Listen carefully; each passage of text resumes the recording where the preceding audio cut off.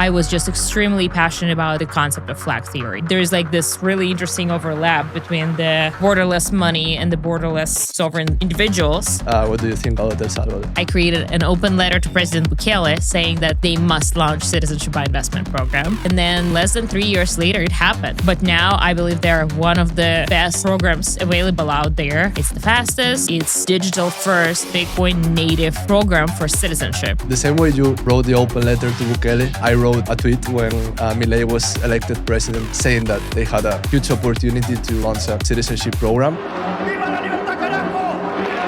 Lack of privacy is a huge concern of mine. Its names, its addresses, and I don't want some random border control guy looking into that. The Balkans and Latin America have been clearly flourishing and moving in the right direction. They will lead the next generation of CBIs. You bring value to the nation state welcomes you with a citizenship.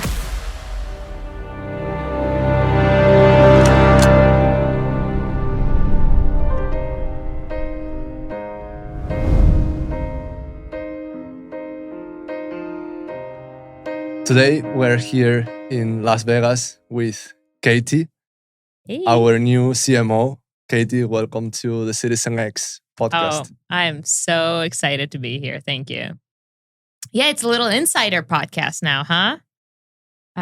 Instead of having an outside guest, you brought me in, and it's been 2.5 months of working together. And yeah, officially Plan B Passport has been acquired by Citizen X. So now I'm part of the team, part of the ship. So I feel like this episode we could use to just shoot the shit about the industry, because the reason this acquisition happened and the reason it fits like a glove, because we see this industry very similarly. And that just opens up a lot of opportunity for an actual conversation of what can be different, what is currently happening, how we see the current state and the status of the industry. Because it's been interesting to see the industry through the Citizen X lens. Let's do it. Yeah, also, we didn't have yet a chance to dive deeper into what this acquisition implies and where things are going, what we're the most excited about. So let's get right into it. I think what would be super interesting as well would be for us to hear a summary of your journey with Plan B Passport. How did you start? Why did you start it? And how the journey has been until this moment. Absolutely. So originally, I did not plan to start Plan B Passport. That was not the intention. I was just extremely passionate about the concept of flag theory. I was on Twitter talking about it all day long, just telling everybody that everybody needs a second passport. And me growing up in Russia has blackpilled me on the trust to government to the extent that I cannot rely on a single nation state to provide me with their state services.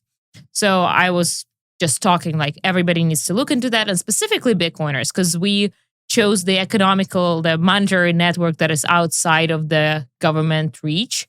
So because of that, we are not the most favored citizen of the country. Right now, the climate is changing here in the US, but still, we need a hedge. So I was talking about it on Twitter a lot, and I was doing my research just because, again, so passionate. And my audience was growing, my expertise was growing, and I realized that people ask me questions, and I always know the answer at this point.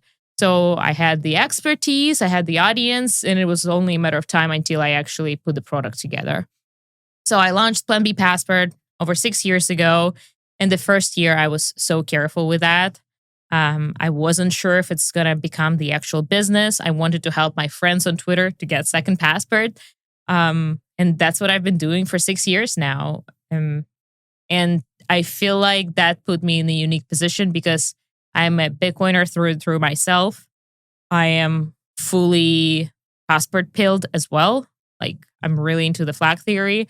And there's like this really interesting overlap between the borderless money and the borderless sovereign individuals. And I am at this overlap. Yeah, I think that was basically my realization when I met you last year in the previous Bitcoin conference in Nashville, that I think you were a category of one in terms of Bitcoin and citizenship. And that's also where I think the industry is going. I was also quite into the flag theory. I discovered it when I was 14 years old. But then I really got into Bitcoin and crypto and tech, and I saw all of those trends converging, and especially when it comes to states providing better services for their citizens, I think there's a new trend of this wealth transfer that is happening from traditional wealth to Bitcoin wealth, and that's what I think. Basically, your category of one is unique, and we are seeing already many countries going into that direction. Obviously, the first one was El Salvador. What do you think about El Salvador? I was so bullish on El Salvador. I remember a little over 4 years ago, I was in Miami at the Bitcoin conference, and Nayib Bukele announcing that El Salvador is making Bitcoin a legal tender. And like me with all of my friends, Bitcoiners, for years, were standing there with tears in our eyes because, I don't know, that was like a really nice acknowledgement that we were right, that this is the money of the people. And El Salvador being the country that is at the bottom of the Cantillon effect, like basically they were in the USD standard because their currency have died over the last 20 years. So they're on this US dollar standard. The government itself has no access to the money printer because they are not the issuer of the currency. So they're this bottom of Cantillon effect. The inflation hits them the hardest. They get the least value of their dollars, just like we do on the ground. So they had to have a different plan. So they made Bitcoin a legal tender. And then just a few months later, I created an open letter to President Bukele saying that they must launch Citizenship by Investment program. And like I put together a little plan on how it would work out. And then less than 3 years later, it happened. Like it took them a while to realize this is the way. It took them a while to develop the program. But now I believe they're one of the best programs available out there. It's the fastest. It's the digital first Bitcoin native program for citizenship. And that's what you and I are here for. Like we see the industry a little different. Like we don't see it as a long bureaucratic program where the dinosaurs gets to decide who gets the citizenship. I see it as truly pay-to-play thing. You bring value to the nation state welcomes you with a citizenship. And that's what El Salvador is doing. And I'm so here for it. It truly just shows this sovereign individual thesis will play out. The game theory is there. And that's just the first leader. I think it's all about flipping the script, and instead of focusing on the country and what the country needs and what are the requirements, focusing on the individual and what the individual wants to bring, where the individual wants to invest. I think El Salvador is the first country that did that. I'm super excited about the open letter that you wrote, because something really similar, I think, happened today. We can get into that later. It's about another American country, South American country. But digging a bit deeper into El Salvador, I think one of the most exciting things is that obviously with Bitcoin we have sovereign money. It's you can move your financial assets across borders with no restrictions, but you're still limited by your citizenship, and that's basically also a tool that countries can use to fundraise directly from citizens. The thing is that with the current state of the programs, in the end, it's mostly banks who decide on who gets the citizenship, because the government just outsource the liability to the banks. They do most of the due diligence. And in the end, most countries end up at the mercy of foreign powers deciding who they can grant citizenship to. I think that's one of the most exciting parts of El Salvador, that with Bitcoin, they can just get the money directly from citizens. Absolutely. Yeah, definitely. And just like you mentioned that they issue citizenship for Bitcoin, like considering, again, there are very few countries who have their own central bank whose currency is not devaluing, who are not in a beginning process of hyperinflation of their own currency. And now there's one asset that they can issue that won't devalue the monetary system that they currently have, and it is citizenship.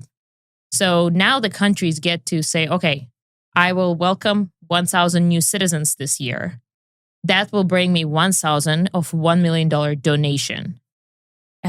This will not have any negative effect on the pricing of local real estate, on the social security system, because we are bringing in high net worth individuals who are contributors, who are builders. And that just truly opens the doors for the free market competition between nation states. Like, come here, we will provide you with better tax regime, we will provide you with better lifestyle and opportunities, and you get to bring your value and we get to give you the citizenship. That's just, that's the only thing I see this industry through. Like, this is what it's about. It's not about hiding your money outside of your home jurisdiction. Like, it might have been that 30 years ago. Like, we're not there. Even if you try, that's just not how it works. It's truly the free market competition between nation states for citizens, for the fruits of their labor. And I'm truly here for that. And that's probably what this acquisition is a lot for me. Because I've been running Plan B Passport for 6 years as a solo founder. And I just didn't have enough resources, specifically time and energy, to not just take care of my clients, it's always going to be the priority. We're the business, so the clients are the ones paying bills. So this will always be the priority. But helping micronation states, or like the smaller nation states, launching these programs, that was always my dream, because I knew that's what's going to accelerate the sovereign individual thesis. And I feel like now we are in that great position to be able to do that. I think it's just that with the traditional model that the citizenship industry had, it was just not possible to grow at that rate. Like, you could launch 10 programs, you can even launch 20 programs, but you cannot launch 100 programs with the current state of the industry that is basically relying on bureaucracy, PDFs. Like, it's really, if you think about it, a good analogy that I like to use is in the 90s, when you wanted to invest in a company and buy shares or buy ETFs as an asset class, you would go to your brick and mortar stockbroker, you would file some paperwork, but that was very limited in terms of not just the amount of people who could invest in companies, but also the companies that could raise funds from investors. And suddenly, with new technologies and platforms that make it easy and accessible and secure, not just the number of people who invest in companies increases, but also the number of companies that can raise money from investors. So that, I think that's really what it takes to take this from the all-time high that is right now, that I believe it's like 20 countries that are issuing direct citizenship in exchange of investment, taking it to 100. That's the goal. And there's a reason the journalists of this industry call us the new guard, because that's how we see the industry. 30 years ago, there were a couple companies that were founded that has kind of monopolized the space in some way. Like, they became the biggest player. I'm sure it was deserved. But right now, I do feel like we have to push forward our change, because this whole send us the original documents that are handwritten, it's like, what are you talking about? It's 2025. And now we're shipping these documents across borders. They're getting opened up at the border and checked through. And like, lack of privacy is a huge concern of mine within those existing programs. And like, I just received some paperwork from Canada, and it has this giant sticker saying, that was checked at the border control. I'm like, well, thank you. Yeah. And it's like utility bills and stuff. But still, it's names, it's addresses. And I don't want some random border control guy looking into that. Like, there is privacy, and there is a private and secure on default platform, Citizen X, where you can create your account and take care of everything. Yeah, so... I think that's one of the greatest parts about El Salvador, is that everything is submitted online. You can just, send directly the information to the government. And that's what I would like to see on the industry. The same way you wrote the open letter to Bukele, I wrote a tweet back when Milei was elected president of Argentina, saying that they had a huge opportunity to launch a citizenship program. And I don't know if you saw the news, but today it became public that Argentina is working on a citizenship by investment program. That's one of those memes, how it started, how it's going. Yeah, I love it. I love it. And the two parts of the world that I'm currently extremely bullish on is Latin America and the Balkans. And that's where I really want to see, because with EU, we know it's they just can't seem to believe that they got themselves in a shitty position. And they seem to triple down on that and just shooting themselves in the knee. And I don't think that's going to change until they hit the true rock bottom. While the Balkans and the Latin America have been clearly flourishing and moving in the right direction. So I'm really excited about these two places in the world. And I think they will lead the next generation of CBIs. I think a very interesting trend that we usually discuss is how the value of citizenship is changing in respect of basically having the countries from the descending world that still have stronger passports by most measures that only focus on visa-free access and the number of countries that you can travel to. But I think that's sort of a lagging indicator, because then you have the countries from the ascending world, like El Salvador, that maybe as of today don't have such strong passports by traditional measures, such as visa-free access, but that are clearly appreciating with things like the global entry to the US. And that I think the direction the world is heading towards probably no visa-free access, and basically just travel on a one-to-one basis where you travel and the country decides if you can enter or not, no matter your citizenship. What really becomes valuable or what you can really get out of your citizenship is a country that you can trust and that shares your values. But what do you think about that? Definitely. I've never looked into, well, most of my clients were always Americans or Canadians. So they come with a very strong passport to begin with. So they're not necessarily looking into how much visa-free travel do I get. They truly seek the geopolitical hedge.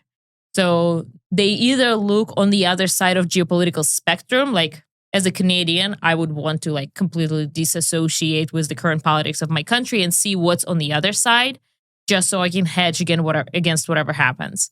And then, or I would look for like a country that is clearly meeting my principles and my values. Like that's where El Salvador steps into place. They still have very strong passport. The program is pretty good. And then like they clearly believe what I believe in, and that's important. And then, yeah, I definitely consider geopolitics as part of this game, especially when we're talking citizenship. Like you can try and see 30 years ahead of time. And obviously nobody's got the crystal ball, but you can see trends. And that's funny. That's what I realized when I started talking to a lot of other industry providers. Like we on Twitter can predict things so much better because we actually see what's happening on the ground. Twitter is much better indicator of geopolitics in the world than any news media. So when I tweeted that EB5 program in the US is going to be shut down, there will be a new program that is going to be 5 million. And then I posted it in the industry chat with all the industry professionals. And I got so much shit like, oh, Katie, this never gonna happen. What are you talking about? You know nothing. Well, 2.5 weeks later, we got the announcement that Trump card or gold card is coming with the very precise things that I mentioned, the $5 million price tag, the super quick pass to citizenship. And I was like, guys, I have receipts. And I realized the reason, like, they work on EB5 program for the last 10 years. And that's basically how they see it through a tiny little lens.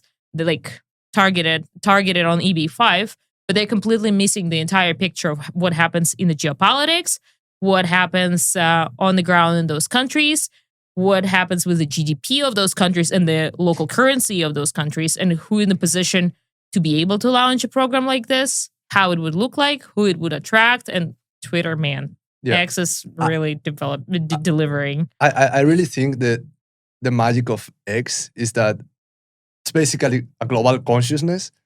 And really what happens there is that the decision makers of the world are on X. So I don't know to what extent is that we just have a better feeling of basically where the trends are going, or it's a bit what this quote from Benjamin Disraeli says, that we create our destiny and we call it fate, because you tweeting that might be seen by a decision maker, and then they say, "Whoa, maybe this is a good idea," and then it happens. But in reality, you're making it happen. And I think with the gold card, you can be in favor or against, and we see also many people who are not so comfortable with the direction the US is taking, and might want to diversify and get a European passport, because that's sort of the other side of the coin. But what is undeniable about the gold card is that it's going to bring more countries on board the citizenship issuance. Because once the US does it, other countries will say, why wouldn't I do it? Exactly. It's like the US leads the way in a lot of policies like that. And that just gives green light to lots of smaller nation states to just say, hey, I'm going to do the same. Yeah, I'm really here for that. It's been 2 weeks, though, for 2.5 months now. They've been saying in 2 weeks it's all coming. And I think it showed up in the USCIS drop down. Like if you choose which form and 400, I-130, whichever one you want to fill in the USCIS, there's a new form for gold card, but you can't go there yet. So I'm monitoring it as close as I can, trying to get my insight. Well, we're at the Bitcoin conference. Maybe we can talk to Lutnick and say, dude, where's that 1,000? Like, we are the distribution here. Like, get it through us. I think the biggest factor for the gold card to succeed or fail will be the territorial taxation. I don't know what you think about that, but basically only paying taxes over what you have in the US instead of globally. For me, that's what I think that is going to make high net worth individuals, families consider putting the $5 million to get that permanent residence in the US. Yeah, and the way they, all the lawyers, of course, again, came back and said, this is impossible. It would have to go through this, the House, the voting, etc. But in reality, the way they achieved it with Gold Card is they basically made a special green card that has all the rules of the current green card, except it doesn't have the requirement to spend 6 months a year in a country. So let's say I was a green card holder, which I am. But let's say I was a green card holder who decided to not spend 6 months in a country. I would not be a tax resident of the US, and I would not fall into citizenship-based taxation as of right now. But a few years later, as I would be entering the US, they might be able to say, hey, you haven't been a tax resident of the country. Were you actually eligible to take away your green card? So the only reason with Gold Card is that it's a green card with all the properties of the green card, except it doesn't have the residency requirement, and it doesn't have the 5-year time period to apply for naturalization. Basically, they said, you get Gold Card, the next day you can apply for naturalization, but that does get you into the citizenship-based taxation. Now, this administration did mention that they considering getting rid of citizenship-based taxation, and I actually do not believe that would be a big cut on their revenue. What do you think? This is a conversation that I have had with many people, because I think I have a bit of a contrarian take on this. Most people say that if the US gets rid of citizenship-based taxation, suddenly more US citizens or less US citizens would consider getting a second passport. I think it's the opposite.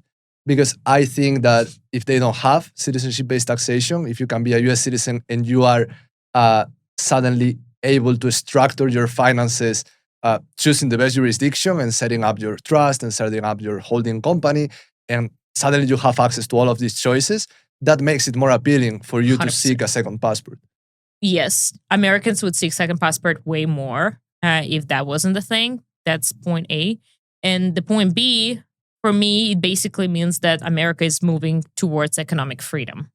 And we've seen so many examples. We have 250 years of fully proving the Smith point that economic freedom leads to economic prosperity. We've proven it so many times, and yet nation states having a hard time to believe that and constantly trying to put more sticks in a wheel. But basically, the way I see it, I met so many entrepreneurs who would be interested in moving to the US and launching business here because like that's the market. That's where the market is. But they're not doing it because they know that at some point they will get into the citizenship-based taxation and they're not willing to commit for life. Like, how much money do we prevent from coming into the US by having this citizenship-based taxation? I believe it's way more than from what we prevent from flowing out. And like that's, I mean, economic freedom is the hill I'll die on for sure. Like that's my entire thing. That's what I want. Everything is going to be privatized on a long enough horizon. Like recently I tweeted that issuance of citizenship is going to be privatized. And again, on a long enough horizon, it will be. So economic freedom and Bitcoin is what enables a lot of it. Yeah, there's a very, very good slogan from an exchange company that I couldn't use because they were already using about enhancing economic freedom. I would have loved to use it. But yeah, it's really interesting how, in the US we're having these conversations, which I think are in the right direction. But then in Europe, there are basically the opposite discussions about introducing citizenship-based taxation as it's happening in France, in the UK with the exit taxes and in other places. Yeah, that blows my mind because do we not learn from the history? Like how me growing up in a post-communist country, like I have the fresh memories. Like I guess for me, it's in my DNA to hate anything that is socialist-like because I know what it leads to. But I guess those who had it too good for too long, like do not have this memory and they keep pushing for it. And it blows my mind because we're in an informational age and you can go and read reports. Like there are receipts of what it leads the country to. It's not that we build communism wrong every time. It's just it doesn't work because it's completely misses incentives for everything. So yeah, it's about antibodies. Our investor Balaji talks about that Western Europe that doesn't have the antibodies, but Eastern Europe has the antibodies. So that's why places like Poland, so Hungary are working so well and are prospering. That is so true. Yeah, this book that I'm reading right now, it's about how Poland and Vietnam got out of economic poverty so quickly because those are like the recent really good examples. The countries that were left with like absolute poverty after war, after communism, and they rebuilt so quickly that we should take this playbook. And the few things that help them do that is full recognition of private property, introduces quickly, like property rights are extremely important because otherwise people have no incentive to build wealth. And another thing in this book that I thought interesting is the only country that can be only the countries that can be prosperous are the ones that believe being rich is good. And that's like... And that's a problem of Europe. And I talk a lot about this on Twitter, especially when it comes to Spain, because I think that the main problem of Spain is that they think wealth is bad. And that's why, they are legalizing thousands of illegal immigrants. And at the same time, they're closing the doors to the golden visa. And they are not allowing families and investors to enter the country through a legal pathway that is going to benefit everyone because they're bringing their wealth with them and they're creating businesses and they're going to hire people and they're going to leave their money in the country. But I think that's also the very same reason why the citizenship industry is changing.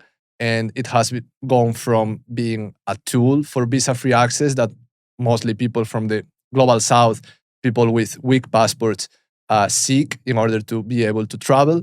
And it's becoming an asset that mostly people from the West seek just for diversification. Maybe Bitcoin will be that change again that makes money not bad but good because fiat system incentivized war. Like yes, money is bad in the way that is currently misincentivizing everything for the government, not incentivizing them to be better, not incentivizing them to bring capital with investors, etc. But with Bitcoin, it's a decentralized, no entity controlling the entire network. So the incentives change, and that's like the good money. Maybe that will change their mind in the next 35, 40 years. You know, and that's also why Citizen X is for Bitcoin, because it shares many of the same values that I believe that the company has. That, you know, it's basically a neutral asset. It's an asset that is for freedom, that people can opt in. It's completely voluntarily, and I think, you know, those are some of the same values that Citizen X has, and that's why also we are hosting in future episodes many Bitcoiners, as we have been featuring in the past. Yeah, the message of second citizenship just right away clicks in with Bitcoiners because, again, we took our monetary value out of the traditional system because we have a lack of trust to the government. So we're going to take ourselves out of this full reliance. Because the way I like to say it is only 3% of people currently live outside of the country of their birth, which is like both you and I do. So we're in that 3%. But that basically means that your home country government has a 97% monopoly over you. And the gatekeepers are preventing you from changing this provider because there are those borders and papers that are involved. And even if you were to pay in order to go get this other network provider, like, you can't do it because there's no rails for that right now other than Citizen X. You know, I've been a follower of this concept of dynamic geography from Patrick Friedman. But what he basically says is that, you know, there's no competition in the market of countries because the barriers to exit are so high, as well as the barriers to entry. Like, it's really hard to create a new country. But the good thing about citizenship, and I think, you know, one of the main drivers behind why Citizen X is so focused on these citizenship by investment programs, that you can do them from anywhere in the world, and it suddenly becomes not so much a lifestyle decision in terms of where you want to live, but it's purely a monetary decision. You can just send your money. You don't even have to visit. And you know, hopefully with Bitcoin programs, you don't even have to go through all the banking loops, you know, going to your bank branch to wire the money. Diligence, yeah. Yeah. And it becomes a financial decision, and you can just, you know, get citizenship from anywhere in the world. And the good thing is, like, the nation state would never choose to have free market of citizenship out there, but we don't need them to agree. All we need is a game theory to play out, and it is definitely playing out as we speak. Just for the last 8 years in Bitcoin, we've been saying that the institutions are coming, and that's the bull market. This year is when they truly came in. All the public companies coming out with Bitcoin Treasury, and the nation states are for sure next. Like, we had individuals joining, small businesses, corporations. The next are nation states. And I don't think it's going to be 8-year horizon. I truly believe in the next 4 years, every nation state will have to stack somehow. But the only way they can stack is citizenship. And yeah, the game theory will take care of that because they need the capital. The way to raise capital is through citizenship. And now once... like, they're just incentivizing, like, they have one incentive, which is money. They will open up that program. And if enough nation states open up that program, we are basically forcing the free market on them. They will have to compete.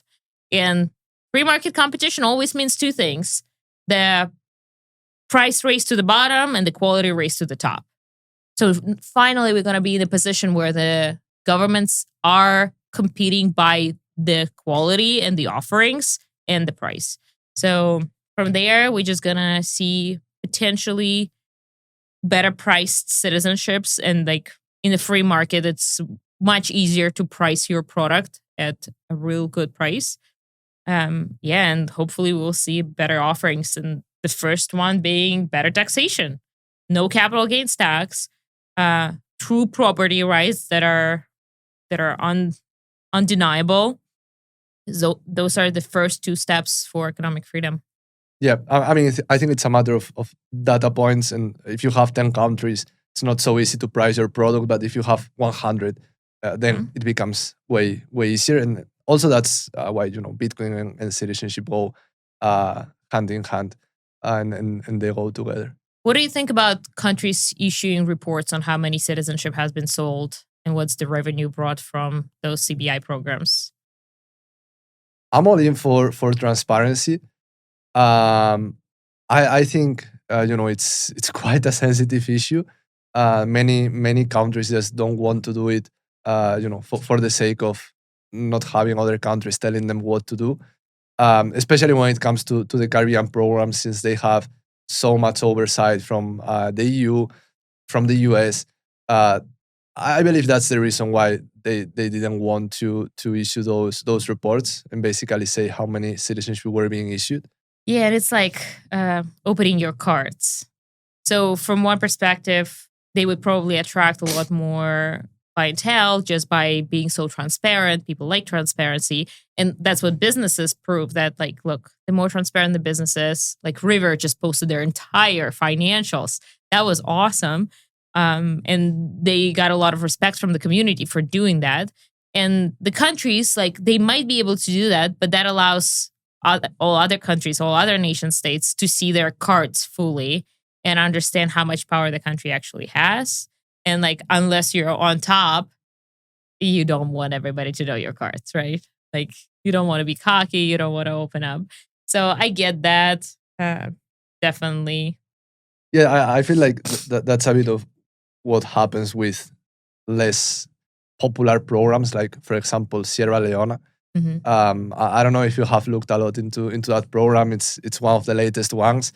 But I think it's just, that there are so many super niche programs like Sierra Leone, Cambodia, programs like that don't really have a lot of demand. So probably they wouldn't benefit from that, as well as Caribbean programs that in the past were doing quite well, and they made a few changes. Those changes didn't work, and you don't really want to say that no one is applying here. Although for investors is can be a feature, because if that country has less demand, probably the application is going to be processed faster. But ideally, you have both, like in El Salvador, where you have a lot of interest and a fast processing. It's just a matter of how the process is structured. Yeah. And one thing I see with El Salvador program, because we are very involved with the program, is that other agents, like, they never run a client through a program, while we've got a bunch. So they'll reach out and be like, did people actually get the passports? And I'm like, yes, dozens of people, like closer to hundreds at this point. And they're like, oh, are you sure? Like, can you send a screenshot of approval? Like, just blur the names just so I feel more comfortable with the program. And like, we are here, we're seeing this program working, people getting their passport in hand in less than 2 months. But yeah, in this scenario, being transparent would probably help those other agents in the industry to feel comfortable and actually bring people to the program. That's one of the things that I'm the most excited about heading into, the future of Citizen X, is basically being able to connect all of these citizen investors. And, it doesn't have to be fully anonymous. It can be maybe pseudonymous, but you can reveal that, hey, this person with the pseudonym got El Salvador and then invested in other country to get residency by investment with a golden visa, and they can share their experience, because in many cases we have those asks. And I don't know if it is a common thing to do, basically make introductions and let people talk to each other. But I really think that is one of the key components, like the community, and being able to have a place where you can go and you can talk with other people and share their experience about, well, in general, their citizen experience. Like, how was it to travel to this country on this passport? How is it to open a company in this other country? And I think there's a lot of value in having that sort of network effect. Absolutely. And right now, like, it's not a common knowledge how the citizenship programs work.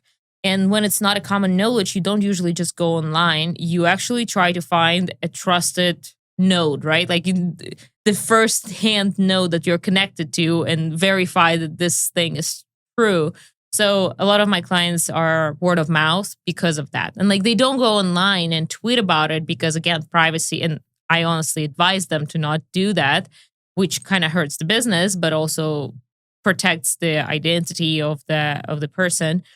But like, they truly share this experience in person with their friends who they trust, and we get a lot of business like that. But yeah, it would be cool to have something anonymous, because I've been asked many times, like, could you please introduce me to your previous clients? And I'm like, I can't. And I'm sure it's not nice for you to hear that I can't because you want to talk to somebody, but also take it with like some respect because that means that I will never tell somebody that you got a passport through me.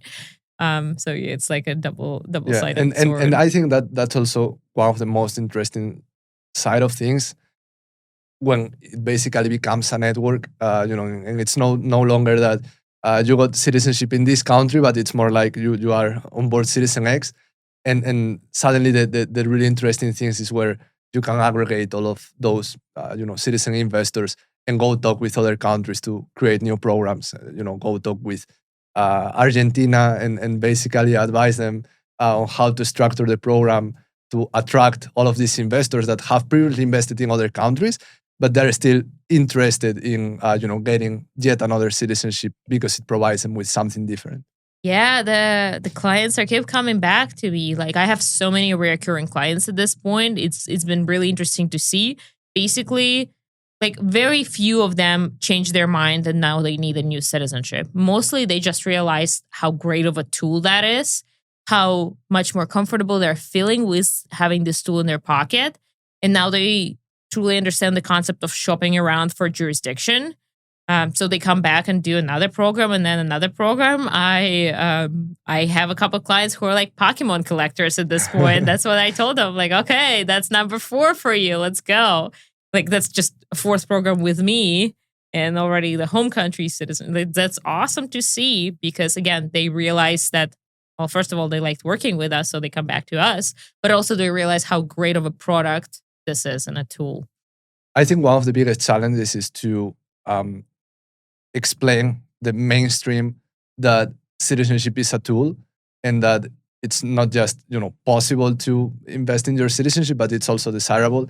And suddenly when more people realize that their problem can be solved with citizenship, like they have another hammer in their toolkit that they can use for that problem.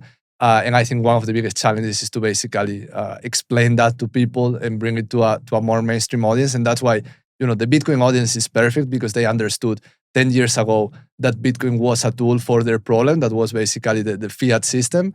And during this decade, they understand that a second citizenship is a solution to their current problem that is having just one citizenship. Absolutely. For this entire 6 years, my whole pitch was, I'm Katie and I sell passports. And that would like spike their curiosity. And then I would have the time to explain what it's like and how it works. And you mentioned how Bitcoiners get second citizenship right away. Like that just clicks with them. I'm really surprised to see how citizenship industry doesn't fully get Bitcoin. It takes them so long. And I don't understand why, because these two concepts go hand in hand.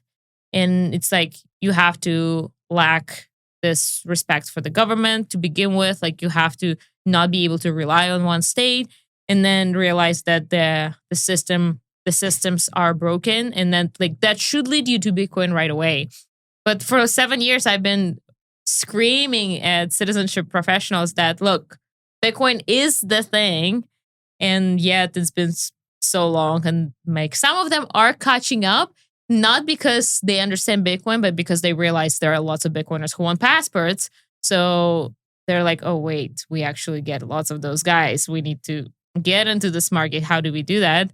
But yeah, that's one of my value propositions. I'm like, I've been serving this industry for 6 years now. I know every little detail and I understand their logic. Like they don't want to sell Bitcoin. The opportunity cost of getting citizenship is one of the things they truly consider. And I understand because I'm a Bitcoiner. Low time preference is all there is. The longer I hold, the more I benefit. Like I truly get that. And now you need to optimize and strategize for this entry point on when it makes sense to get this citizenship. And you need to understand how to quote unquote time the market. And that's definitely a big value proposition that now with Citizen X we have for our clients, because like we know the trends, we know what is bull market, we know how to time it right. So you spend the least amount of Bitcoin on this citizenship, same amount of US dollars, but the least amount of Bitcoin. I think with Bitcoin and citizenship, it's a really interesting relationship because they have so much in common, but at the same time they are polar opposites in many ways. With Bitcoin, there's no second best and you don't want diversification. With citizenship is the total opposite. You want as much diversification as possible. With Bitcoin, you want to get as much as possible. The sooner, the better, and you want to do it quick. With citizenship, you want to time because you know that you are basically allocating your money into a different location. So you don't have this urgency.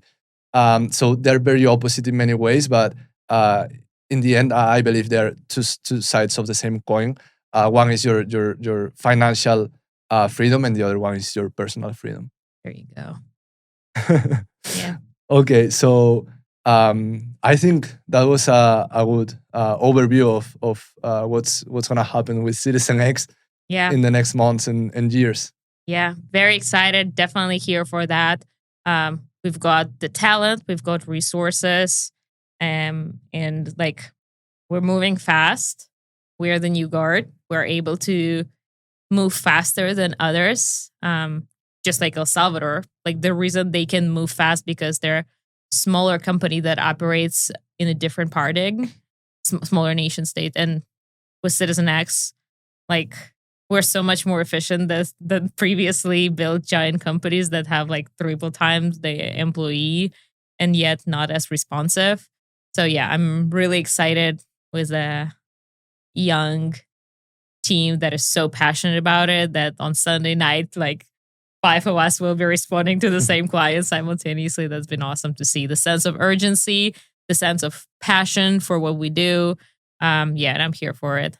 Super excited for it, and super excited also for the next episode of the podcast that you will be hosting. That's right. I already have so many ideas. So stay here, subscribe to this channel, and give us a like.